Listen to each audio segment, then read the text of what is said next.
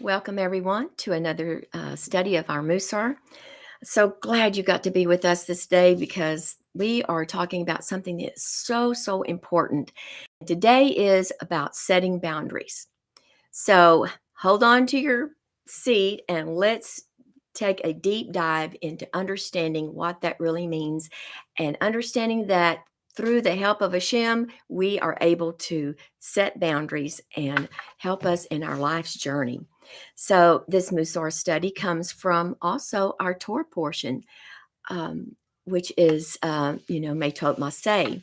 So, as we examine our character traits, every day, what we're doing, of course, Mussar means measuring. So every day, as we are studying and looking into our character traits, are measuring them on a scale of, are we strong in our character or are we weak in our character? And how do we get a balance in our character traits? Because as we balance our character, we're balancing our life, we're balancing everything around us. And this is how we can bring Tikkun Olam. So we have to ask ourselves some very important and honest questions. One, am I growing? Am I growing in areas of that are weaknesses that I have? Are we getting stronger? Are we just have we become stagnant? Do I continue to fall in the same traps and ravines that I have over and over again? Because if that's the case, then we're experiencing setbacks, and sometimes we're just kind of static and not going anywhere, right? So if you are experiencing some setbacks on your journey, then this is going to be an important thing for you to study, because setbacks on our journey keep us from fulfilling our life's mission, our life's purpose. So if we're feeling unfulfilled in our goals and in our dreams, if you feel stressed and exhausted, unappreciated, well, it could be because we just don't have boundaries in areas that just need to be set there so that we don't cross over and keep allowing the Yetzer Hara to draw us into areas that we shouldn't be in, areas that keep us from getting into life's journey and staying on the path, right? So, yes, we all need boundaries. We have to understand that in life and on this path, this journey that we're all on, and we all are on our own personal journey that HaShem has set us on. We all have certain goals and things that purposes that we've been created with, that we have to allow HaShem to guide us into the right areas. But yes, this journey that we're on comes with a lot of trials, a lot of tribulation. And yes, there's a lot of twists and turns and extreme highs, extreme lows. And these setbacks can cause us to feel depressed and stressed and feel that our life has lost meaning. And maybe today you're saying, I've had so many setbacks and so many failures that I'm probably just kind of worthless at this point. But that's not the case. That's just the Yetzer Hara trying to keep you from making that U-turn that you need to make in order to get back on the path and set your feet on some solid ground. So, the Yetzer Hara is always trying to keep us looking at and feeling the desires of our base, the base desires that we have, pulling us into temptations and places that in our mind we shouldn't go, and with our physical body we shouldn't go, and which brings such spiritual death and stagnation to our spiritual life. So let's look at our parashah this week and see if we can kind of glean some things from it. I have this wonderful book that my husband gave me, and it is about the parashahs, and it is written by Hannah Weisberg. So if you haven't gotten some of Hannah's books or listened to some of her uh, teachings, It is amazing and wonderful, and so I encourage you to do that. So she helps us to find Matot. First of all, Matot, she says, has a double meaning. It's like a line or a branch, and it's as we know, it's also means a tribe. But Matot can describe like branches of wood that have just dried up and become stagnant and no longer serve the purpose for the tree. And so when that happens, it needs to be cut off. It needs to be pruned away. And why do we have to cut off dead branches? Why is it that even in our life, there's things that we know are holding us back, and yet we just keep that old dead thing around? Well, it's because we don't understand that if, as long as we have something dead in our life that's not producing fruit, we cannot grow. We cannot grow. And so pruning, what that does is it cuts away the dead and dying branches that are just keeping the sap from being able to flow freely into the trunk of the tree, which brings what? Sap, the Torah, brings life and then allows us to bear fruit. So we can't bear fruit and have much life in us if we have a lot of dead branches. Okay? So what are those dead branches? They can be found in a lot of ways. Sometimes dead branches are the bad habits. Bad habits. We've talked about that a lot. A bad habit is part of our character that we know needs to be refined, but for some reason, we just can't seem to prune that branch off. Those bad thoughts, those ideas that drag us into traps and cause us these pitfalls in life. So if you feel like that you keep going into traps and things keep holding you back, then there is where you need to set a boundary, right? So if there's a temptation that keeps drawing you, you have to decide for yourself, because it's all very personal. Where do I set a boundary? Where do I say, as long as I keep looking at this information on TV or the computer, it's going to cause me to fall back in a trap of sin and deprivation or whatever. And therefore, you have to set a boundary. What does that mean? You have to put something on your computer that keeps you from being able to get into those places you shouldn't be getting into. Perhaps it's a place you're going. Maybe it's a bar or a club or something that has just been a detriment to your spiritual growth and to your physical and mental growth. And therefore, you have to set a boundary.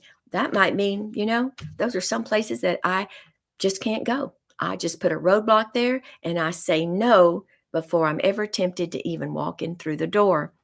So there is boundaries that we have to know that it's personal. So you have to decide for yourself, what does a boundary look like in this area of my life? That I have to set that and just make the decision before I ever get entrapped in it to begin with. I have to set a boundary there. So you put a marker. It's like if you're going along a path and you know that there's a big ditch that if it's kind of dark or a little bit hazy, you might just step into it and find yourself in a big fall. Well, what would you do? You might put a rope across it or a chain across it or a big red flag there, so that anytime it gets in your peripheral, you just kind of step aside and you go around that. Don't even get close to it. That's your fence law.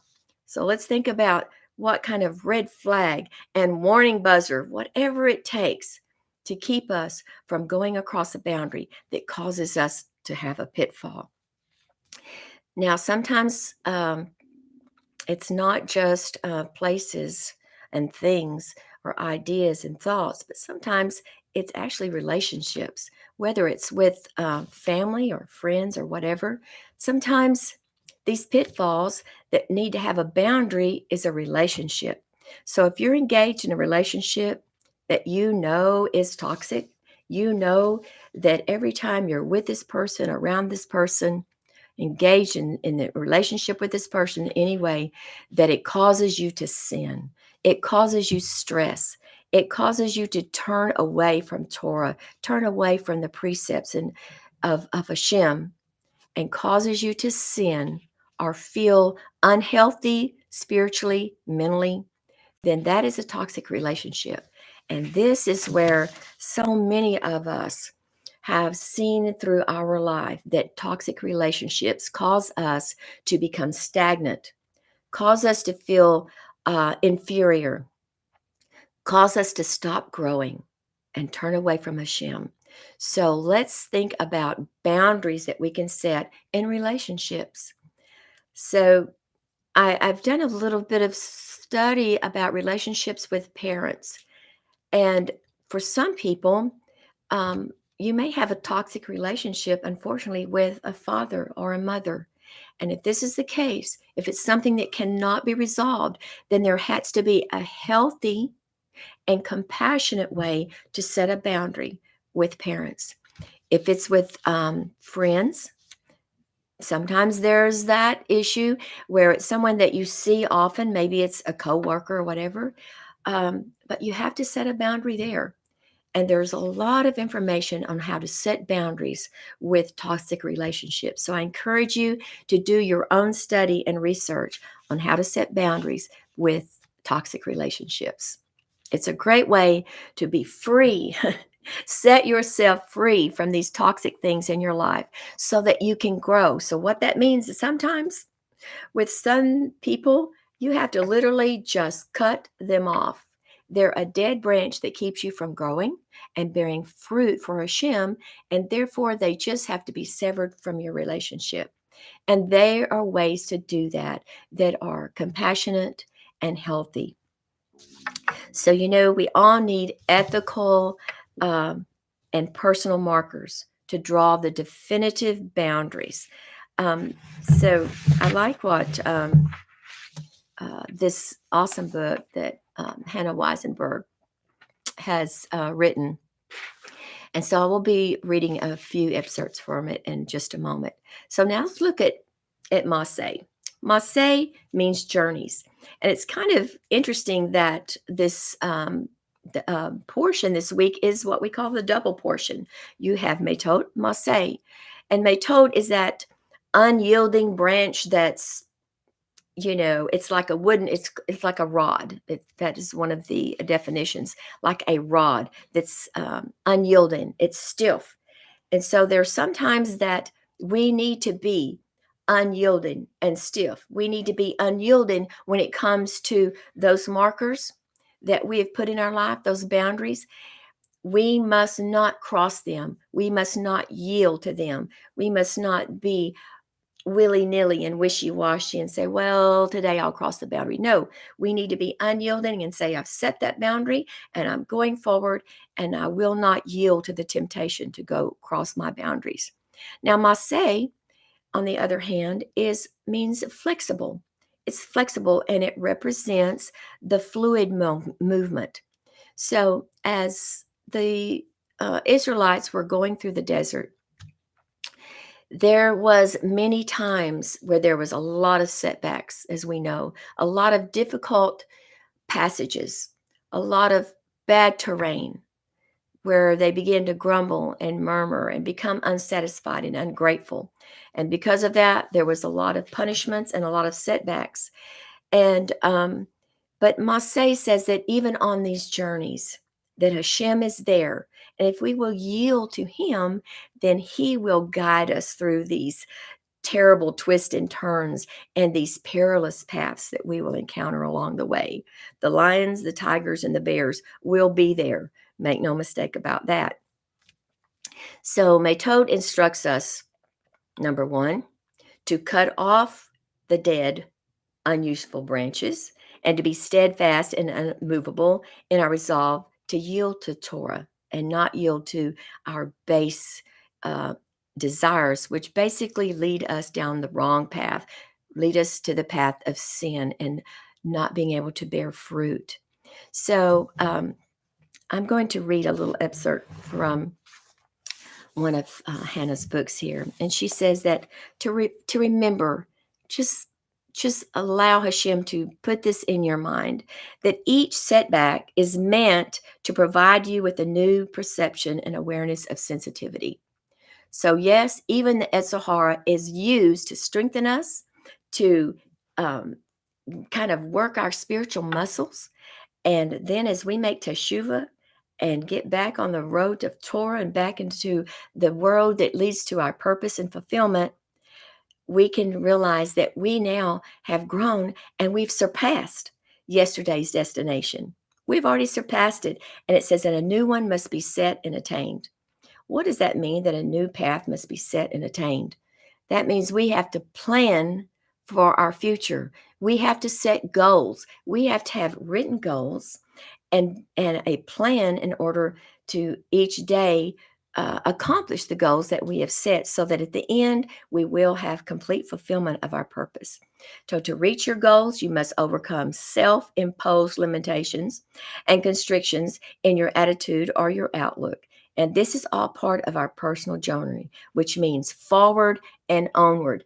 You know, this is one of our mantras here at Lapid Judaism, and that is forward, onward. And we encourage each other all the time to continue a forward movement in life, because we cannot allow setbacks, our own personal failures, to stop us in our tracks. Because if we do, we get in that place of depression, whereas we begin to self-talk to our setback. We begin to say, you know, you're just unworthy. HaShem can never use you again. You've just failed over and over again. Maybe 7 times you've failed, and therefore you might as well just stop and just yield yourself to everything in life that has base desire. And we know that that is the most terrible place to be, because then darkness will overcome you and it's almost impossible to return. But Baruch HaShem, HaShem has a way, and teshuvah is right around the corner. You know, it's not too long before we will enter the month of Elul. We wait for that. Before that, of course, we have the month of Av, and the month of Av has its own time of stress and anguish as we go through that time of mourning and continue our 3 weeks and so forth. So let's just think about the fact that we have to encourage ourselves. Just like the psalmist says, I encourage myself in the Lord. And your Torah I've hid in my heart so that I would not sin against you, HaShem. So what is the answer to going forward? What is the answer to being able to set goals and keep our mind steadfast on HaShem? Staying in Torah. We must stay in Torah. So Masei is our journeys, and we must be fluid. We have to be flexible. Excuse me. Slika. We have to be yielding to HaShem. We have to be ready to ask for forgiveness, not just from HaShem, but from others. We have to be able to say, I'm sorry. I made a mistake. I've done something wrong, and I want to make amends. I want to make it right. If we've taken something that doesn't belong to us, whatever it is, we need to do our best to return it. If we have committed a lashon hara against someone, we need to ask them for forgiveness. We have just be flexible. Just allow our hearts to be softened by HaShem. Let's have that softness start with being able to be forgiving of others. Maybe someone else has caused us an angst and we've been offended, right? And if that's the case, then we have to be able to get to that point where we can just ask them, apologize for our lashon hara of them and of our, bad thoughts about them and so forth, and just forgive them and just let them know you've hurt me or this or that or whatever it is, and say, but I forgive you. I forgive you, and I'm going to let that go. Did you know that when we hold unforgiveness, that it's really like having something chained to us that is like a corpus, a corpse, I'm sorry, a corpse. And so that thing that sometimes we're holding unforgiveness about someone who may even have already passed away. God forbid that we still are holding unforgiveness there and causing us to not be able to grow spiritually. But that thing is like a corpse. It is just chained around our ankle. And as we go through life, we're literally dragging this thing around. And yes, it smells and it causes our life to smell. And this is where we have to learn to forgive people, forgive situations, forgive someone that has harmed us in some way. Just forgive them and let it go, because HaShem will take care of whatever needs to be taken care of that person, because they have to deal with HaShem for whatever they've done that has wronged you. Maybe they have committed lashon hara against you. Maybe they've harmed you in other ways. Maybe they've cheated on you. Maybe they have stolen from you. Whatever it is, you have to just cut that corpse off and let it go and let HaShem deal with the sin that they have committed against you. And by doing that, you are free, because we have learned through Torah that if we can't forgive others, then HaShem can't forgive us. So there's also even a worse thing than that, and that it closes up our prayers, right? So if we can't forgive others, then HaShem can't even hear us. He can't even hear us. So let's just cut off everything that is holding us back on our journey and let it go and just give it to HaShem. Say, HaShem, you see what they've done. You know what they've said. But HaShem, I give it to you, because I know that you are going to take care of that person, whatever your justice metes out for them. So in closing, I would like to remind us all that we have to be encouraged. Masei says, move forward. Don't be static. Keep going. Let go of the past. Let go of those things that are holding you back. And if it's something that needs to be pruned, prune it off. We can't just let a lot of dead wood be hanging on, because it keeps us from bearing fruit. So in closing, do not be conformed to this world, but be transformed. How do we be transformed? By the renewing of our mind through the washing, the mikvah, the renewing, the washing of the waters of Torah. That's how we renew ourselves, as we begin to allow the Torah of God, the words of the living God, the Creator, begin to wash our minds and cleanse our minds, body, soul, and spirit. And then we will become healthy. And He is the only one, the Creator HaShem is the only one that can transform us from that worm into the butterfly that spreads its wings and goes forth in its mission. So today, I encourage you to let go of those things that are binding you. Set boundaries. Don't allow things that our base nature is craving, those things that are not of HaShem. Set a boundary and say, I'm not going to cross that boundary anymore. That is a red flag warning for me. And there's only death there, only a trap, only death that will cut off my connection to HaShem. And therefore it's evil, it's poisonous, it's toxic. And I refuse that thing. And what I will do is I will engage myself with things that are spiritually sound for me. I will refine my character traits. I will look at my strengths that HaShem has given me, and I will excel in them. And I will use those things that God has given me to bring tikkun olam. And I will strengthen others along the way that may have fallen in the ditch. Maybe it's the same ditch I've been in. And I will send out that anchor of Torah, and I will say, what HaShem has done for me, He will do for you. And we will pull each other out of the traps that the enemy has lured us into. So I look forward again to being with you next week. And until then, get ready for the month of Av. It begins tomorrow. Baruch HaShem. I will see you next week.